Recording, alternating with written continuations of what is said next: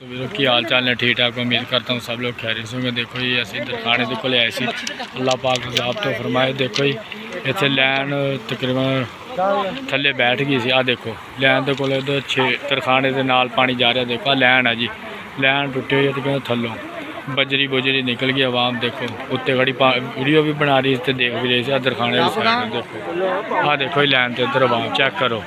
अल्लाह माफ़ फरमाए जी। देखो कितना अजाब आया है जी दुनिया से, क्योंकि पानी की रफ्तार हले भी कम नहीं हो रही यार। देखो जिथे जिथे तक वीडियो जा रही है सब मुसलमान यार अगे अगे शेयर कर दियो। देखो दोस्तों ताब यार बहुत ज़्यादा सी। देखो लैन देखो इस टाइम असी मौजूद खड़े हैं, लैन टुट गई सी तकरीबन थल्लों सारी बजरी निकल गई है।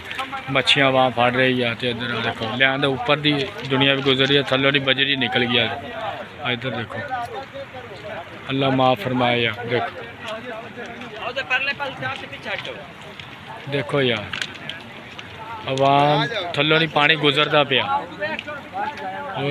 बड़ा यार अजाब आया यकीन जानी है दुनिया। देखो यार यकीन जानी अवाम ने मजाक बना रखा। देखो लैन के थल्लों पत्थर निकले, अवाम इधर नहीं जा रही है इधर नहीं आ रही है।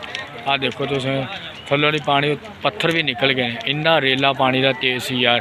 अल्लाह माफ़ फरमाए यार। देखो अल्लाह माफ़ फरमाए यार। देखो अजाब बड़ा ऐसी सैलाब का बहुत तेज़ रेला थल्लों पत्थर निकल गए। बहुत तेज़ रफ्तार हले भी आ रहा। देखो जिथे जिथे तक पानी जा रहा है ना तकरीबन हर डुबी पई है। अल्लाह माफ़ फरमाए यार। जिथे तक वीडियो जा रही है सब मुसलमान यार दोस्तों शेयर कर दियो यार। आवाम उत्तों दी गुजर रही है यार सख्ती है। देखो यार कोई उधर नहीं जा रहा कोई इधर नहीं आ रहा। ये यार बचना चाहिए मुसलमानों, क्योंकि यार इन्हें तो एक निजाम बनाया भी यार इधर नहीं चलिए इधर नहीं ओ लैन तक तो ठीक है, लैन तक तो पानी तक ठीक है। बचना चाहिए। देखो लैन करार देखो यार कितना है।